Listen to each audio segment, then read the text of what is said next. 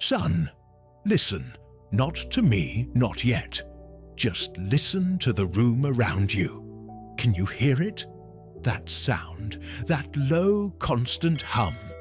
It's not the refrigerator. It's not the traffic outside. It's the engine of the machine you're trapped in. It's the sound of 100 futures all happening at once, inside your own head. I know that sound because I've heard it too. It's the static of what if. It's the high-pitched whine of past mistakes on an endless loop. It's the deep, guttural bass of future failures you haven't even had the chance to commit yet. It's a symphony of everything you must do, should do, could have done. It's the sound of the world's expectations and your own harshest criticisms, all playing at full volume, all at the same time, right between your ears. And you're sitting there in the dead center of the storm, trying to hear yourself think, trying to find a single clear note in the chaos. But you can't, because the noise is the point. That's the strategy of anxiety. It's not a monster that attacks you head-on. It's a saboteur. It doesn't break down your door. It just turns up the volume in the room so loud that you can't hear the key turning in the lock. It drowns you in noise until you're paralyzed, frozen. I see you. You're holding your breath, waiting for the storm to pass, waiting for the noise to die down. You're telling yourself, once it's quiet, then I'll move. Then I'll make the call. Then I'll start the project. Then I'll live. But, son, the storm doesn't pass on its own. The noise doesn't just stop. You don't wait for the quiet. You have to make it. You think you need a map for the whole journey, a blueprint for the entire building. You believe that to take the first step, you must first be able to see the last one. That's the lie the storm tells you. It holds up the immense, terrifying complexity of your entire life. Your career, your relationships, your health, your purpose, and it dares you. It says, solve me. Solve all of this right now, or you are not worthy of taking a single step. So, you try. You sit at that table, and you try to chart a course through a fog you can't see through. You try to design the 50th floor of a skyscraper when you haven't even laid the foundation. You try to predict your opponent's final move in a game that has 1 trillion possible outcomes. And what happens? The sheer scale of it crushes you. The number of variables is infinite. The possibilities for failure are endless. The blueprint is so vast it blots out the sun. The noise of all those potential futures gets louder and louder. What if I choose the wrong career path? I'll waste years. What if I say the wrong thing to her? It'll be over. What if I start this business and it fails? Everyone will see. What if I'm not as good as they think I am? What if I'm not enough? Each what if is another voice in the choir, another instrument in the cacophony. And the paralysis deepens. You feel smaller. The world feels bigger. The distance between where you are and where you think you need to be stretches into an impassable chasm. You think strength is having all the answers. You think preparedness is having a plan for every contingency. But that's not strength, son. That's an invitation to madness. No captain can control the ocean. He can only control his ship. And right now, your ship is dead in the water because you're trying to calm the entire sea instead of just manning the helm. I want to tell you about a room. It was just after you were born. Your mother and you were still in the hospital for a day or two, and I went home to get things ready. My job was simple. Assemble the crib, One crib. I walked into the empty nursery, opened the box, and laid out all the pieces on the floor. The screws, the wooden slats, the brackets, the pages and pages of instructions in a language that looked like hieroglyphics. And I froze. In that moment, it wasn't just a crib. In my head, that pile of wood and screws became a symbol of everything. It was my ability to provide. It was the house we could barely afford. It was the fear of being a good father, a good husband. It was the terrifying, crushing weight of your entire future, your safety, your happiness. And it was all resting on my ability to assemble this one stupid piece of furniture. The noise started. The hum. What if I do it wrong and it collapses? What if I'm not cut out for this? What if I fail him before he even comes home? I was staring at the blueprint of fatherhood, and I was paralyzed by it. I felt like a fraud. I sat on that floor for what felt like an hour, surrounded by a puzzle I couldn't solve, drowning in a silence that was deafeningly loud. I was trying to build your entire life, and I couldn't even connect piece A to slot B your grandfather called. He just wanted to know how your mother was. I couldn't even speak. He heard it in my silence. He didn't say much. He never did. He just said, "Paul, did you read the first step?"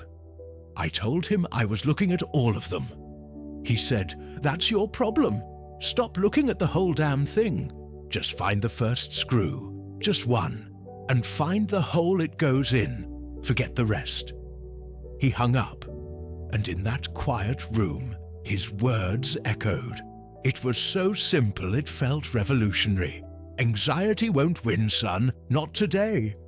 And I'm going to tell you how we're going to fight it. We are not going to fight the storm.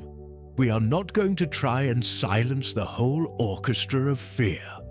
We are going to do something much smaller and much more powerful. We are going to breathe. I know it sounds absurdly simple, insulting even, but you are not breathing. You are holding your breath, waiting. You're sipping air, just enough to survive the moment. I want you to truly, consciously breathe. This is the secret. This is the weapon. A single deliberate breath is the quietest, most profound act of rebellion. Do it with me now, right there at that table. Forget the blueprint, forget the noise. Just for a moment, close your eyes if you need to. I want you to feel the air coming in through your nose. Don't force it, just notice it. Notice the temperature of it. Follow it as it goes down your throat, into your lungs. Feel your chest rise. Feel your shoulders, which are up around your ears right now, finally drop. Just for a second. Hold it. Now, let it out. Slowly. Slower than you want to. Let it all go. Feel your body deflate. Feel the tension leave your hands. That's it. That's the whole move. What did you hear in that moment? For the 3 seconds you were focused only on the air entering your body, the noise subsided, didn't it? The storm was still there on the horizon. But for one brief instant, there was a pocket of calm, a center. A breath does not solve your problems. It does not write your report, or fix your relationship, or pay your bills. A breath does one thing, and one thing only. It brings you back from the terrifying fantasy of the future and plants you firmly, safely, in the only moment that is real. Right now, the storm is made of what-ifs. The breath is made of what is. And what is right now is that you are here. You are alive, and you are safe. My father was right. Your grandfather. The trick isn't to understand all the instructions at once. It's to find the first screw. You have created your pocket of quiet with your breath. Now, In that quiet, you must do one thing, not 10 things, not at even 2. 1. You must take the next step. And the next step is never build a career. The next step is never find happiness.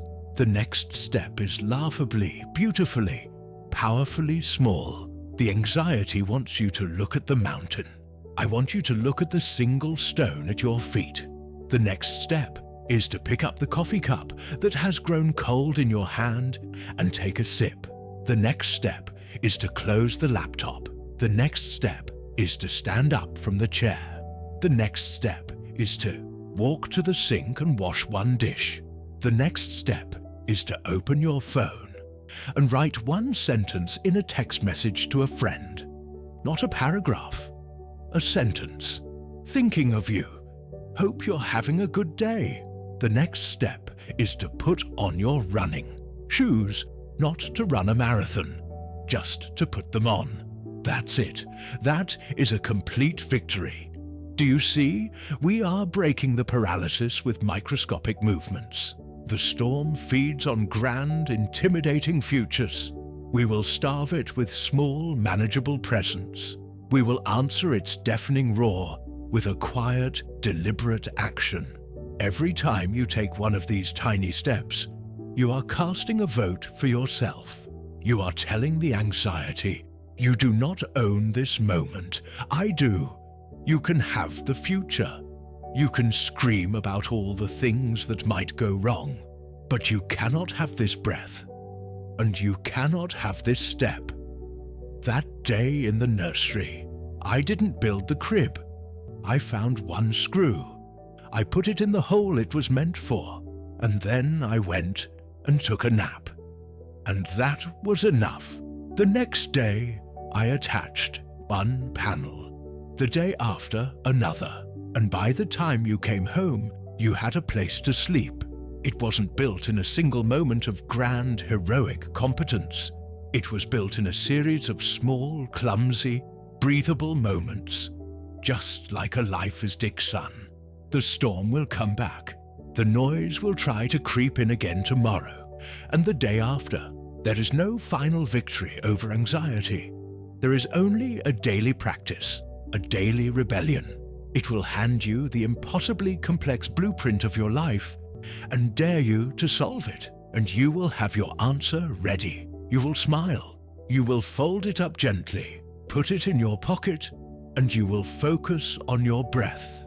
You will feel the air enter your body, an anchor in the chaos, and then you will find the next brick, the next small, tangible, beautiful step, and you will take it. This is all life asks of us, to be present in the moment we are actually in, to do the next right thing, no matter how small. A life is not a skyscraper you build in a panic. It is a path you walk, one step at a time. Anxiety won't win today, because today is not about the mountain. It's not about the storm on the horizon. Today is only about this breath and this step, and you can do that. And now, breathe. This is Steelfast Father, what every son deserves to hear. If this reached you, subscribe and share this with one man who needs calm tonight. We hold the line. I'm on your side.